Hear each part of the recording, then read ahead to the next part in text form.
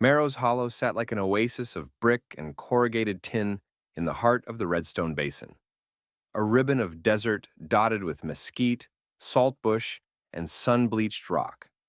The town's water source was a series of underground springs piped into communal tanks.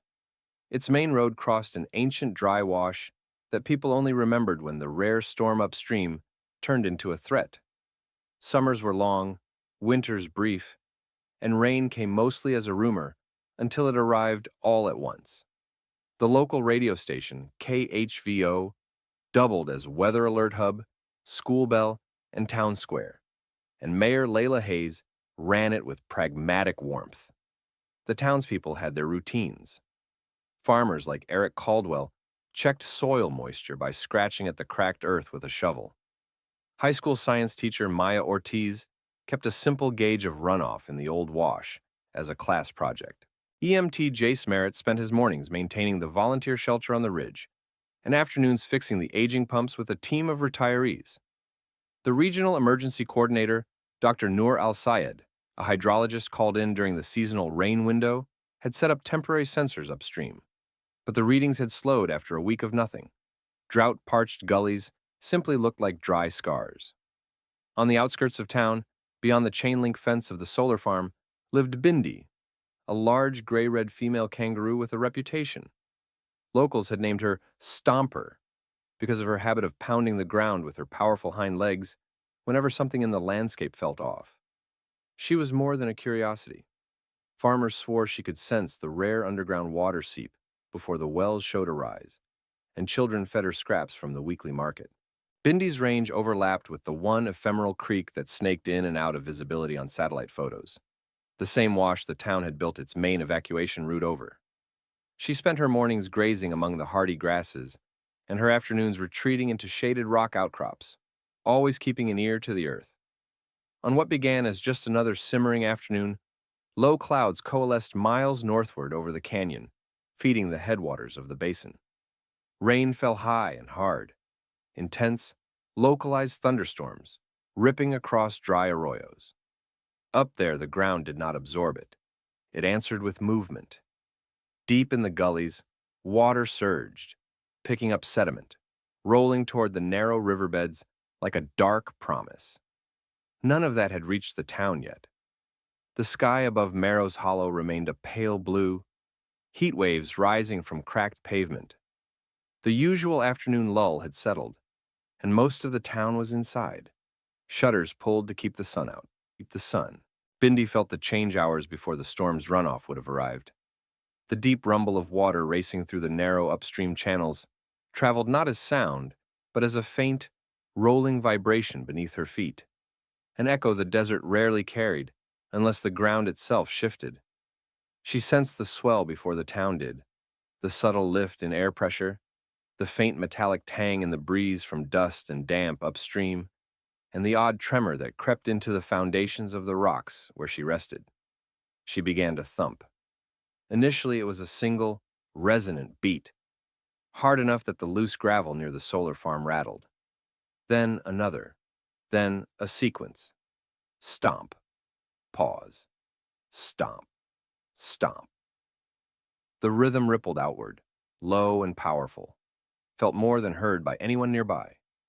The ranch dog chained at the Caldwell property lifted its head, ears pricked.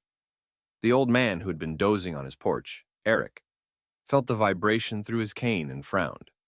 He stepped outside and scanned the horizon. Bindi's ears twitched, and she hopped a little closer to the fence line, planting both hind feet and smashing down thunderous warnings in rapid succession, the ground trembling under each impact. A few of the early watchers, the mail carrier who also did the rounds for the emergency network, and the children playing near the edge of town, turned toward the staccato series of thumps, exchanging bewildered looks. Sounds like thunder without clouds, Maya muttered to her students, who were doing their runoff graphs in the open-air lab. Jace, repairing a pump outside the shelter, felt the vibration like a distant boom and looked up from beneath the sunshade. He traced the direction by sound and motion to the far fence line and saw Bindi, chest heaving, eyes fixed inland, her hind legs pounding with growing insistence. He grabbed his handheld radio. "Mayor Hayes, You picking up anything? There's something out by the solar fence. Stompers flipping the ground. Might be nothing, but the vibration's weird. Layla, listening from the station, leaned forward. Could be cattle, she said, shrugging, but her instincts, sharpened by years of small-town survival, told her the deeper boom had a heartbeat. Get Noor on the line. Have someone check the wash upstream. Tell Eric to wake the ridge watch. Tell people to be ready to move, quietly. Don't alarm yet. Just be ready. Bindi's thumps grew. The rhythm became a full, urgent drum roll. She bounded across to the old maintenance path leading to the dry wash, facing the town, and then turned, thumping toward the direction of the riverbed, as if drawing a line with the cadence of her feet. The ground resonated so strongly that dust lifted in tiny puffs from the packed soil. Her signal, interpreted by Jace as more than an animal quirk now, sent him jogging toward Maya's group. By the time Dr. Noor's field technician arrived, the first trickle of confusion had turned into tension. The upstream sensors, accessed via satellite link, showed a sudden spike in water flow readings from a canyon tributary that had not been active on any forecast. The storms had dumped a mass of rain into the small watershed, and water was funneling through old dry channels, now bearing sediment, wood, and boulders, racing toward the basin. The models, still recalibrating, indicated a lag of perhaps 20 minutes before that surge would reach the town proper, but the speed of desert flash floods could shorten it without warning. Jace, breath coming from his run, explained what he'd seen to Noor and Layla over the radio. It's like the ground's talking.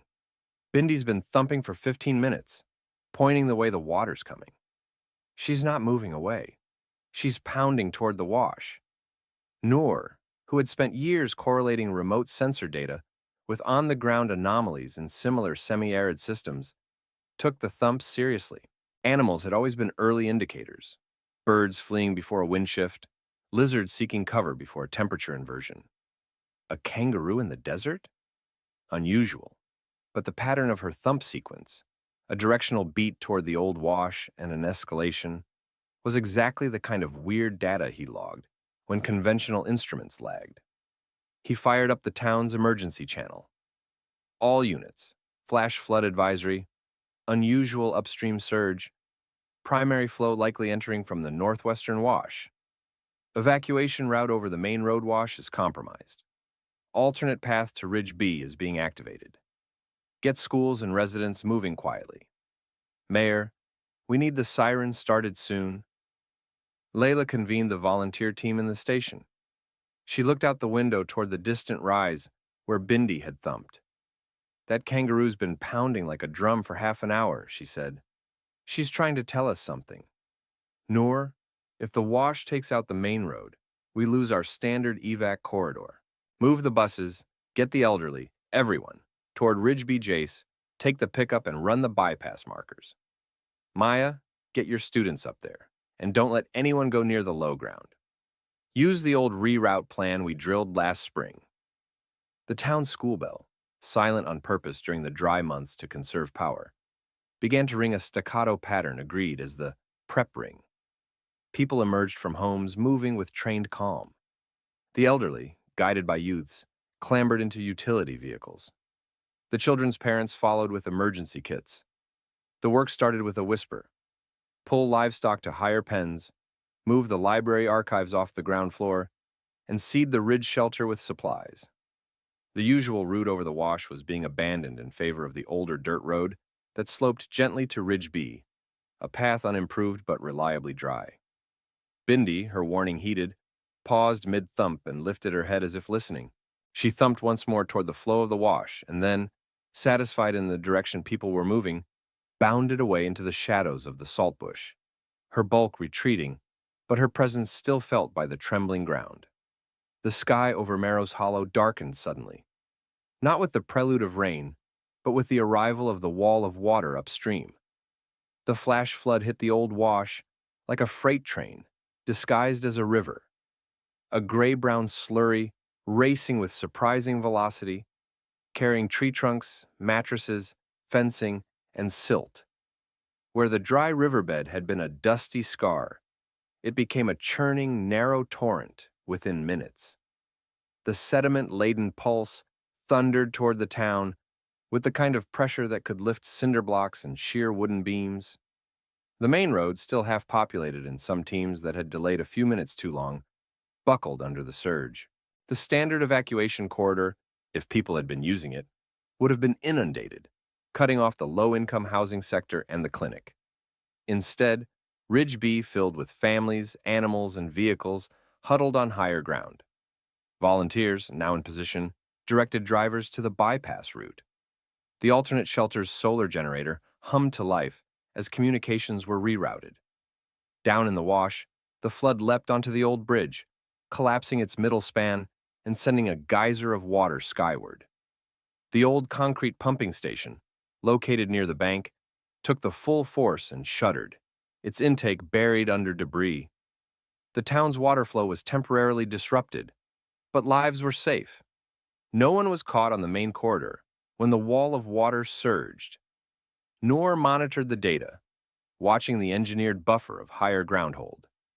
He whispered, "That could have been catastrophic. The Thumps. If we had lost the signal, even 10 minutes later, the clinic would have been cut off. The main road would have been a trap." Bindi watched from the periphery of the solar field, ears swiveling as the noise of rushing water filled the air. She had thumped, the town had moved, and the flood had roared through the bones of the basin.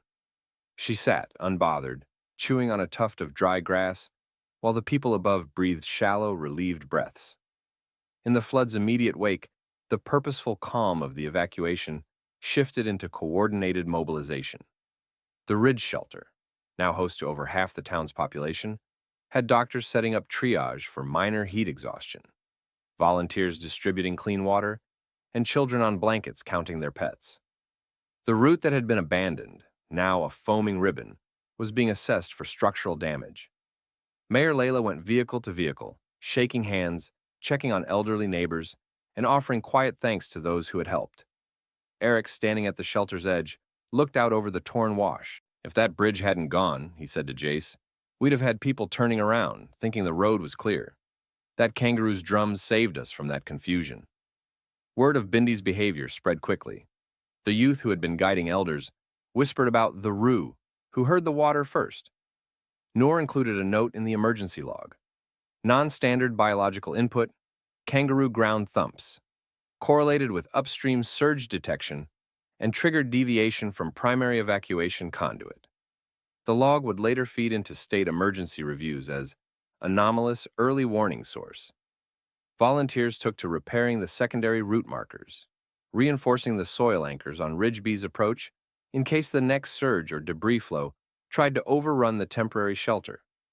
Communications were reestablished using solar-powered repeaters. The siren that had been held back now gave a low, continuous tone to signal all clear once the flood receded from the main basin. Teams began assessing needs: power, food resupply, flood debris removal, and mental health check-ins for those who had watched their normal commute paths vanish underwater. By the next morning, the wash had shrunk back to a scar, cleaned temporarily by the rush, but leaving debris lines and silt horizons that told the story of its force. The debris field in the bridge's remains had to be cleared, and emergency engineers were flown in to stabilize the compromised road. The clinic's staff, who had been safely evacuated earlier, returned to find their access roads severely degraded. The backup generator at Ridge B would now become an officially funded satellite fiber node for future emergencies. Noor convened a debrief. The capture room, Layla's small council office, filled with maps, printouts, and the unusual addition: a short video taken by Maya's students, showing Bindi's thumping sequence, annotated with timestamps when evacuation orders went out. The sequence was clear: kangaroo thumps, radio call, alternate route activation, population movement, flood arrival. The statistical model of lives saved was difficult to quantify precisely, but the difference between a trapped clinic and a functioning ridge shelter became a narrative. The state emergency management team requested a formal addendum. "We've always used sirens, sensors, and forecasts," the visiting analyst admitted, "but we haven't built in the voices of the land. Your ruse drums, we're calling it that in the memo, sharpened response time by at least 7 minutes. That's huge." A committee was formed to treat unusual wildlife behavior as complementary data an advisory field where farmers, rangers, and even children could log animal anomalies, sudden gatherings, thumps, flight patterns that would automatically trigger low-level preparedness checks. Bindi's behavior was recorded, cataloged, and, in a small, informal ceremony at the town hall, the local school painted a mural, a kangaroo mid-stomp with a wave of water throwing up behind her, and villagers climbing safely toward lighted ridge shelters. The bridge reconstruction would take weeks. The evacuation plan was rewritten.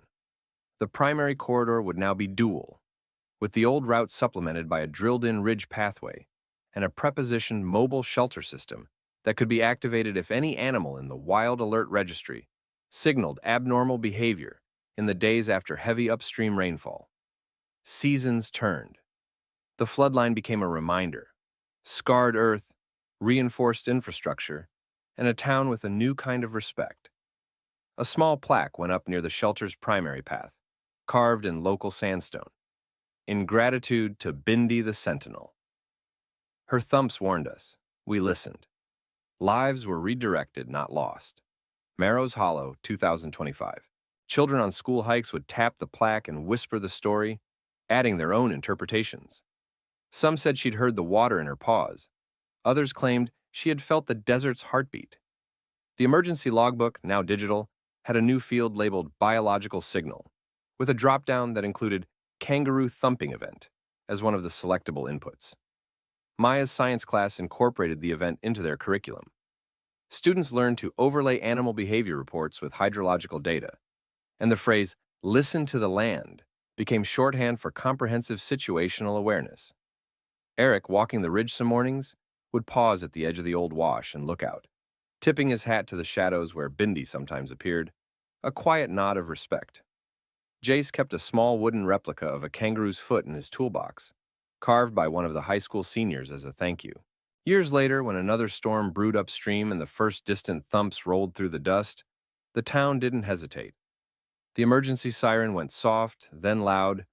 Volunteers moved and evacuations rerouted before the flood could establish itself. The pattern was no longer anomalous. It was integrated. Bindi, older now, still thumped occasionally, some days to warn, others perhaps just to mark territory. But Marrow's Hollow had learned the rhythm of those beats. The day her thunderous thumps turned into a town-wide wake-up call remained an anchor. A story of instinct, attention, and a survival decision made because a kangaroo's signal was not dismissed as coincidence, but honored as a voice.